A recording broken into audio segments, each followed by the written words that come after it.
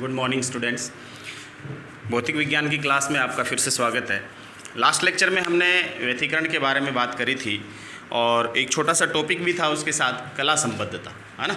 इन दोनों की अपन ने लास्ट लेक्चर में बात करी थी और इनका केवल अपन ने डेफिनेशन देखी थी, क्या होता है वो देखा था, व्यतिकरण क्या होता है, और इसका एक एक्सपेरिमेंट देखा था जो यंग ने किया था, है ना।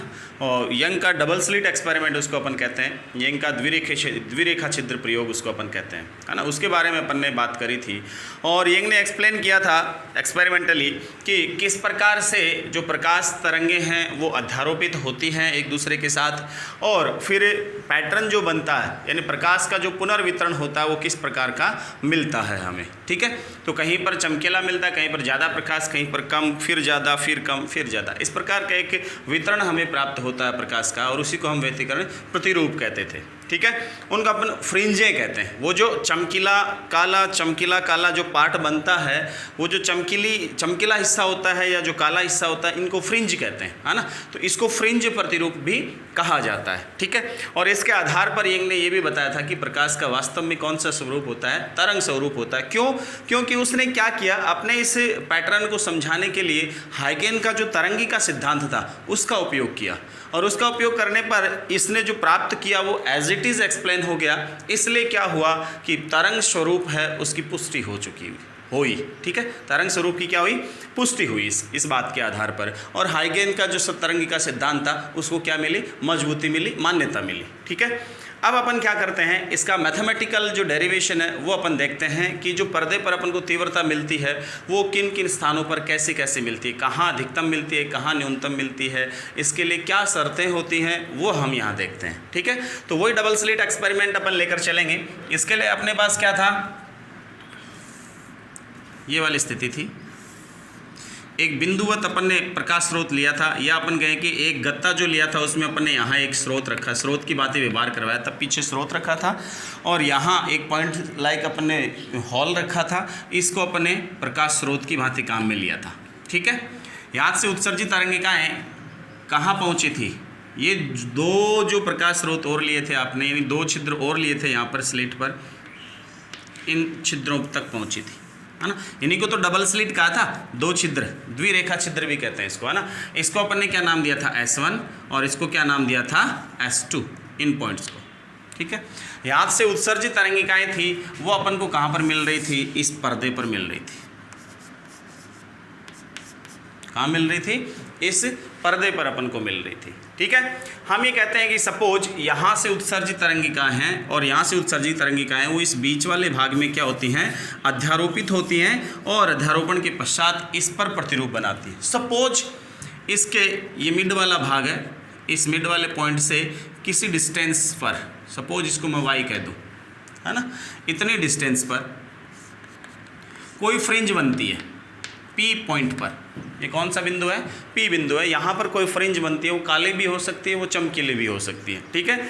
इस P को अपन ऊपर नीचे वेरी कराएंगे तो तीव्रता का वितरण हमें मिलेगा, अधिकतम न्यूनतम इस प्रकार से, ठीक है। तो हमने कोई पर्टिकुलर पॉइंट P ले लिया, वो इस स्रोत से कितनी दूरी पर है, अक्स डिस्टेंस पर है, ठीक है। यानी यहाँ से उत्सर्जित जो तरंग है वो यहाँ तक पहुँचने में कितनी दूरी तय करेगी, अक्स दूरी तय करेगी, और यहाँ से उत्सर्जित जो तरंग है वो यहाँ तक पहुँचने में कितनी दूरी तय करेगी, सपोज अक्स प्लस डेल्टा अक्स, थोड़ी ज़्यादा तय करेगी। यहाँ से अपन लंब डाल दें, सपोज ये वाला लंब अपन ने डाला, है ना, इसको मैं m कह दूँ, तो ये जो डिस्टेंस है यहाँ से यहाँ तक की, ये कितनी है, डेल्टा अक्स है।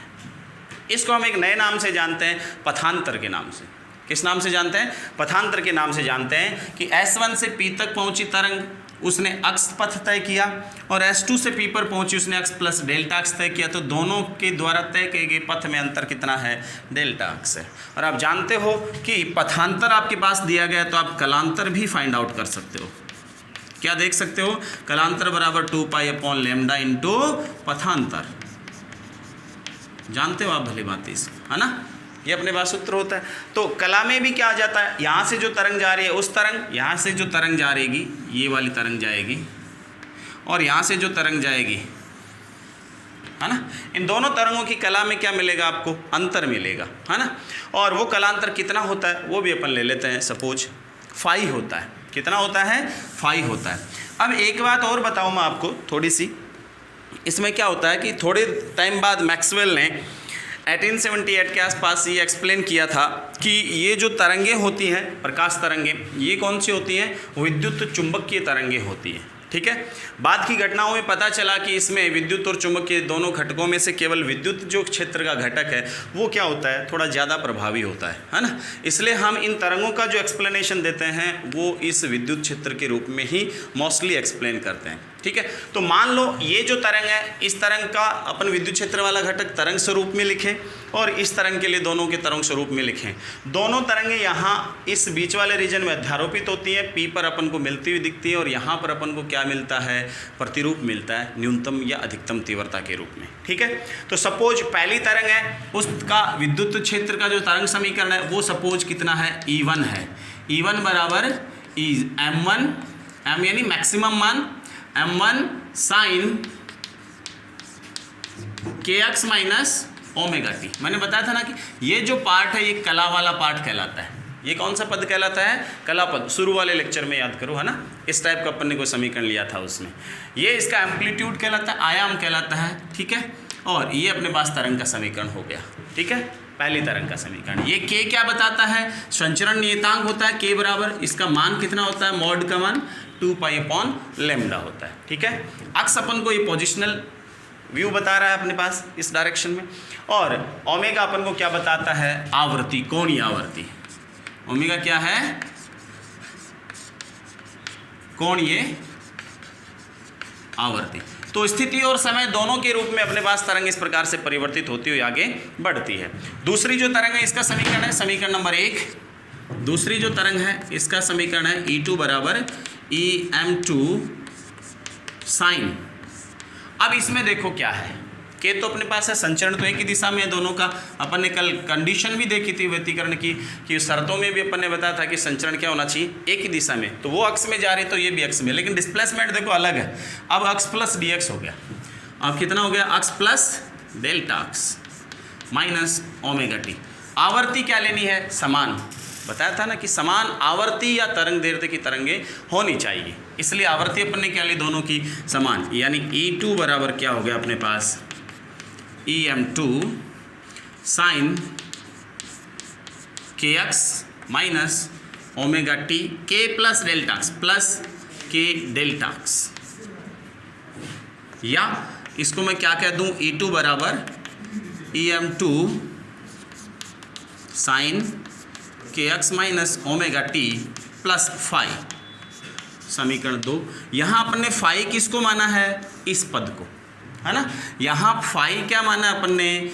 k इंटू डेल्टा अक्स को फाई माना है। वास्तव में k का मान अपन ने कितना बताया है? 2 pi upon lambda into delta x. ये डेल्टा अक्स क्या पथांतर ही तो था यहाँ पर। ये डेल्टा अक्स क्या था? पथांतर। ये पथांतर था, तो हमने क्या किया? 2 पाई अपॉन लेमडा इंटू पथांतर, क्या आ गया? कलांतर। तो ये फाई क्या है? E1 और E2 के मध्य कलांतर है।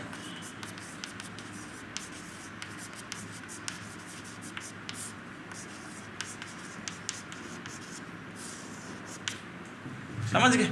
ये दोनों तरंगों के बीच कलांतर है। ये सपोज अपने पास दो तरंगे हैं, ठीक है, और वो अध्यारोपित होती हैं। तो अध्यारोपण का सिद्धांत क्या कहता है कि जब दो या दो से ज़्यादा तरंगें एक दूसरे के साथ एक ही माध्यम में एक ही दिशा में चलती हुई अध्यारोपित होती हैं, तो जो परिणामी तरंग अपने पास बनती है, उस परिणामी तरंग का आयाम या उस परिणामी तरंग का जो विस्थापन है, सपोज परिणामी तरंग अपने पास कितनी है? E है।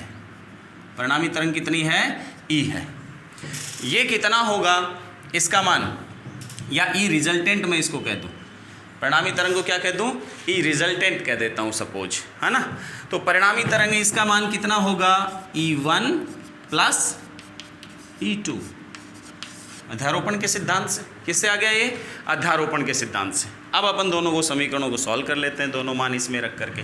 यहाँ भी तरंगें मिलकर भी क्या प्रतिरूप बनाती हैं? तरंग उत्पन्न करती है। तो एक परिणामी तरंग बनेगी, और उस परिणामी तरंग के लिए अपन समीकरण क्या लिखेंगे? ER, E resultant. उस परिणामी तरंग के लिए देखो जरा क्या रहेगी वो। समीकरण 1 और 2 को किस में रख दो? 3 में रख दो, ठीक है। तो E रिजल्टेंट कितना हो गया? ER equal to EM1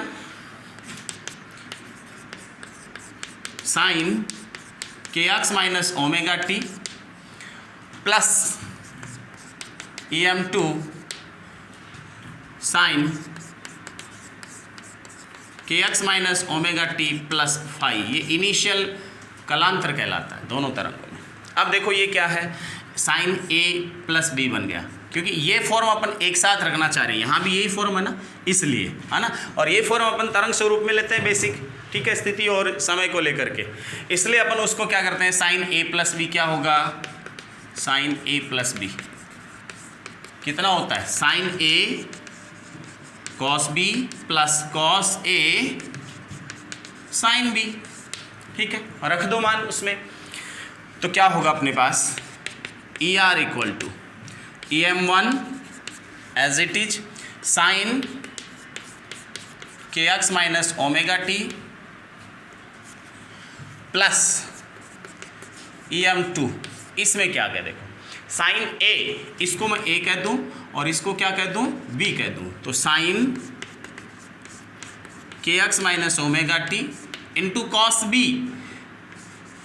cos phi plus cos kx minus omega t into sine phi sine B। Open करो, देखो क्या आ जाएगा,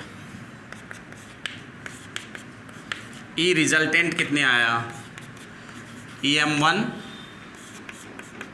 sign kx minus omega t plus EM2 इसके साथ मल्टीप्लाई होगा, मैं इसको ये लिख सकता हूँ EM2 कॉस फाई इसके साथ ले लूँ, क्यों, डेल्टा एक्स फिक्स रहता है अपने पास, अगर डेल्टा एक्स फिक्स है तो अपने पास फाई भी क्या है, नियत रहेगा, इसलिए ये भी एक फिक्स वैल्यू रह जाएगी, into sine kx minus omega t. अब ये इसके साथ आएगा plus EM2 sine phi into cos kx minus omega t. देखो ये sine omega kx minus omega t, sine kx minus omega t, इसमें कुछ कॉमन आ रहा है ना, इसको एक साथ ले लो, क्या आ रहा है अपने पास, ई रिजल्टेंट कितना आया, EM1 ये कॉमन आ गया, उसमें क्या आ गया, EM2 कॉस फाई, और यहाँ क्या आ गया, sine kx minus omega t, और ये बच गया जी टी से, plus EM2 sine phi cos kx minus omega t. अब देखो हम एक चीज़ जानते हैं, ये समीकरण नंबर मैंने कितना दे दिया, 4। हम एक चीज़ जानते हैं कि ये भी तरंग स्वरूप है sine kx minus omega t, ये भी तरंग स्वरूप, इसमें भी sine kx minus omega t something आ रहा है ना। तो इस प्रकार का अपने पास स्वरूप बन जाए तो हम आराम से अपन इनकी तुलना कर सकते हैं और बता सकते हैं कि ये भी एक तरंग ही है ना। तो ऐसा स्वरूप इसको बनाने के लिए, यानी साइन वाले पदों में लें, साइन जैसे a प्लस बी है, ऐसा इसमें बनाएं, तो ये साइन तो यहाँ आ रहा है, ये पास वाली चीज़ है, इसको अपन कॉस की फॉर्म में माने, यहाँ cos kx minus omega t आ रहा है तो इसको साइन की फॉर्म में मान लें, है ना। तो इन दो चीज़ों को अपन कुछ कंसीडर करते हैं। लेट मान लिया, सपोज क्या माना कि EM1 plus EM2 cos phi, ये क्या होना चाहिए, सपोज E, जो परिणामी आपके पास है E, है ना, E इंटू साइन का तो है तो क्या माने, कॉस अल्फा, क्या मान लूँ मैं, E कॉस अल्फा, ठीक है। और इस दूसरे वाले को EM2 साइन फाई, इसको क्या मान लूँ मैं, E साइन अल्फा, जहाँ E क्या है, परिणामी आयाम, E को अपन क्या कंसिडर करेंगे, परिणामी आयाम। देखो जरा समीकरण 5 और 6 को 4 में रख दो, समीकरण 5 और 6 को कहाँ रख दो, 4 में रखो, देखो क्या आता है। समीकरण 5 और 6 को 4 में रखने पर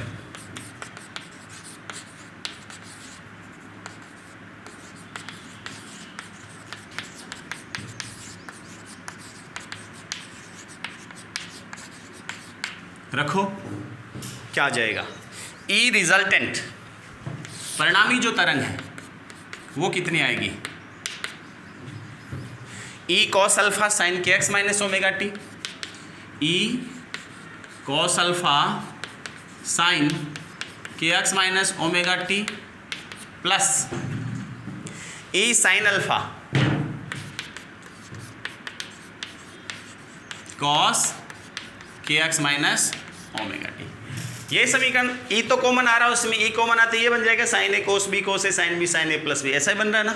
इसलिए ये क्या हो जाएगा, ई रिजल्टेंट कितना आ जाएगा, परिणामी तरंग क्या आएगी, ई इनटू, या इस रिजल्टेंट का मैक्सिमम कह दूं मैं इसको, आप कंफ्यूज हो जाओगे, कई बार परिणामी को ई से लिखा जाता है इसलिए, है ना, मैं इसको ई मैक्सिमम कह देता हूँ, ई रिजल्टेंट का मैक्सिमम मान कितना हो जाएगा, sign k x minus omega t plus alpha.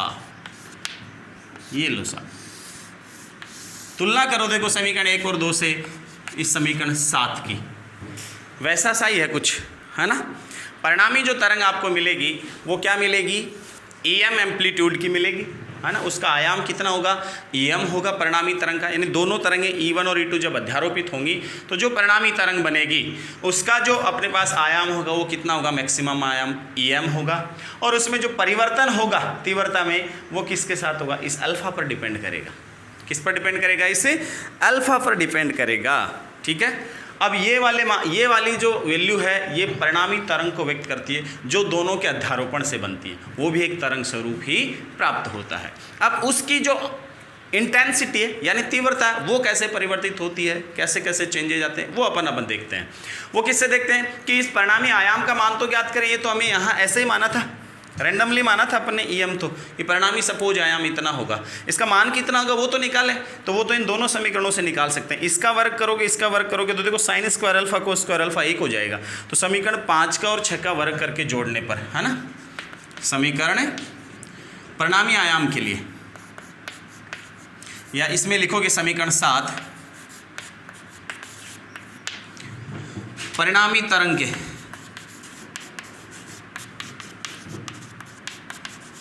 के समीकरण को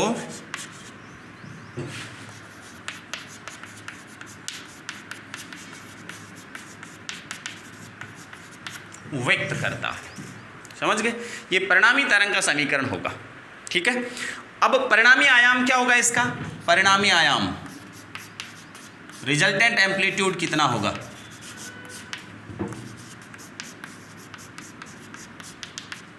परिणामी आयाम क्या मान रहे हैं अपन, EM, इसकी वैल्यू कैसे फाइंड आउट करेंगे, कितनी होगी EM की वैल्यू, तो समीकरण 5 का और 6 का वर्ग करके जोड़ दो, लिखोगे समीकरण 5 का स्क्वायर प्लस 6 का स्क्वायर क्या देगा आपको, जोड़ो देख, है ना।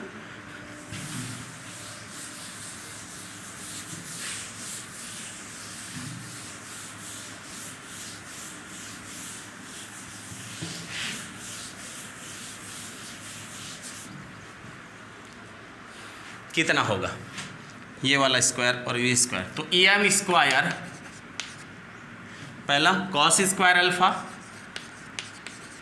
Plus EM square sine square alpha बराबर इन दोनों का स्क्वायर यानी इसका स्क्वायर, है ना, और इसका स्क्वायर क्या होगा, EM1 square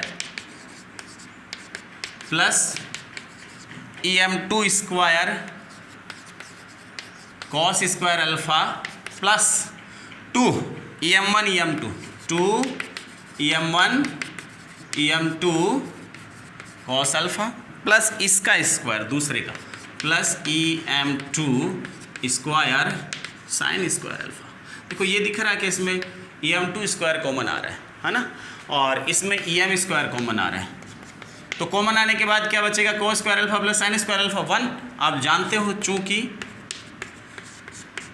sine square theta plus cos square theta बराबर कितना होता है, 1 होता है ना, इसलिए अपने पास क्या माना जाएगा, EM स्क्वायर बराबर ये EM1 square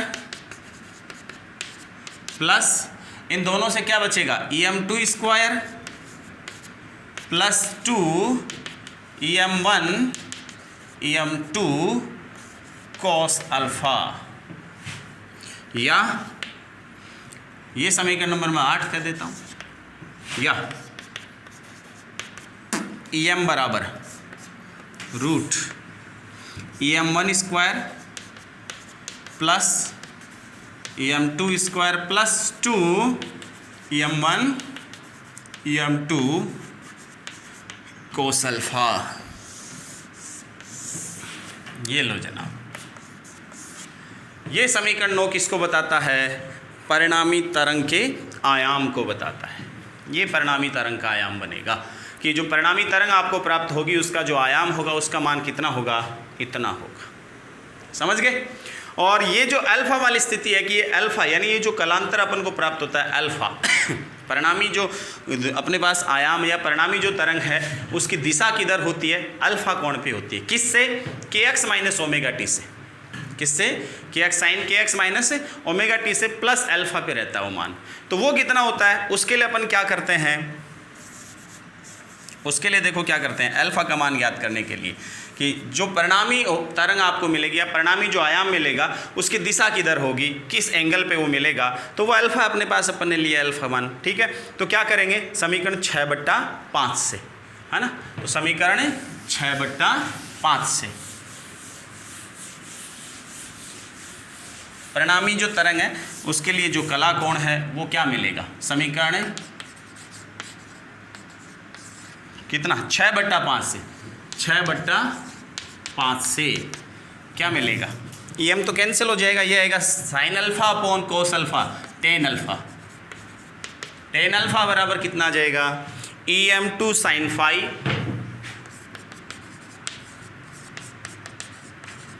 upon EM1 plus EM2 cos phi, और अल्फा बराबर tan inverse EM2 sine phi upon EM1 plus EM2 cos phi.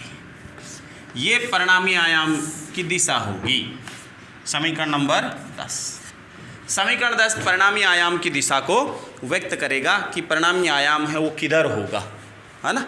प्रारंभिक स्थिति से जो पहली अपने पास तरंग है उसकी स्थिति से किधर होगा? अल्फा कोण पर होगा, और कितना मान होगा वो इससे फाइंड आउट कर सकते हैं। यानी फाई पे डिपेंड करेगा। साफ साफ ये बात है कि जैसे जैसे दोनों तरंगों के बीच कालांतर में परिवर्तन होगा यानी फाई बदलेगा, और फाई बदलेगा तो कौन बदलेगा? अल्फा बदलेगा।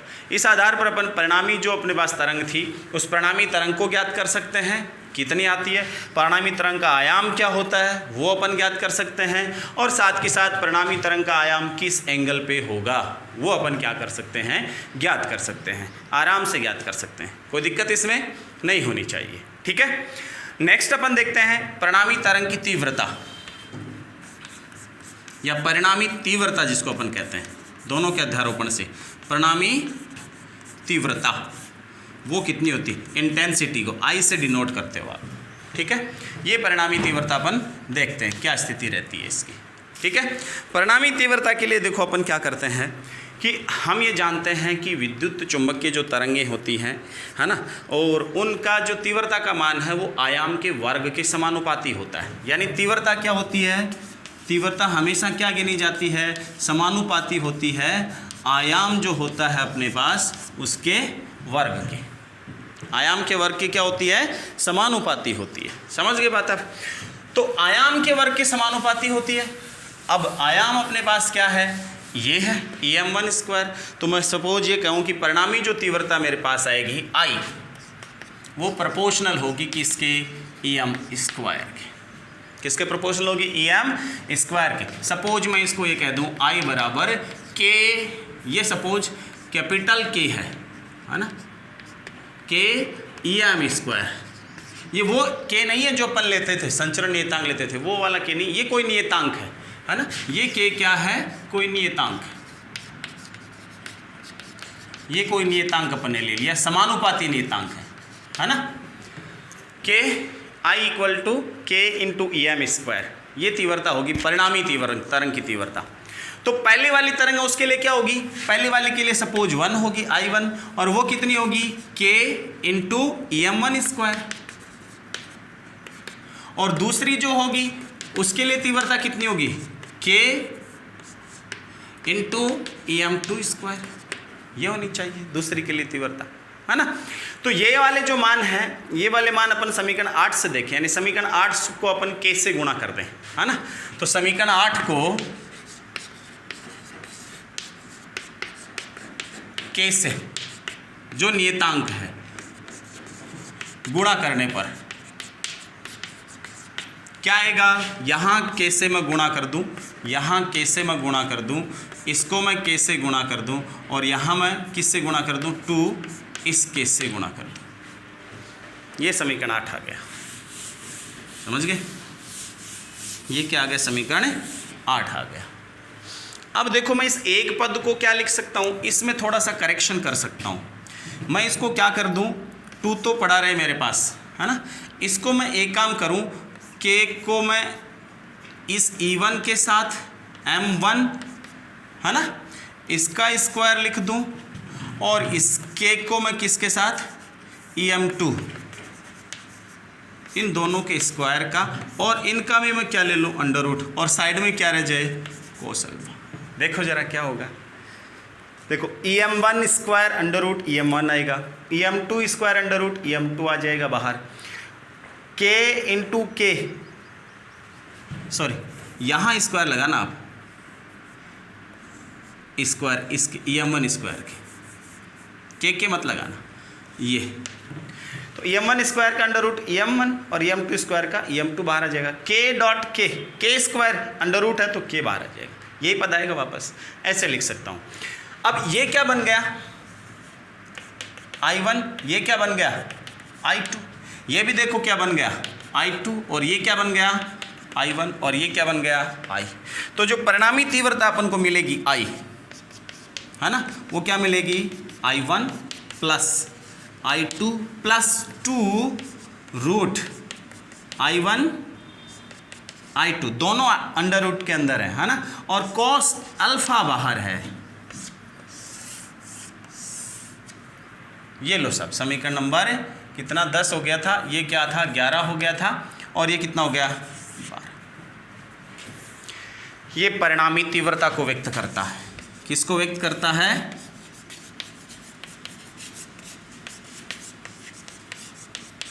परिणामी तीव्रता को व्यक्त करता है।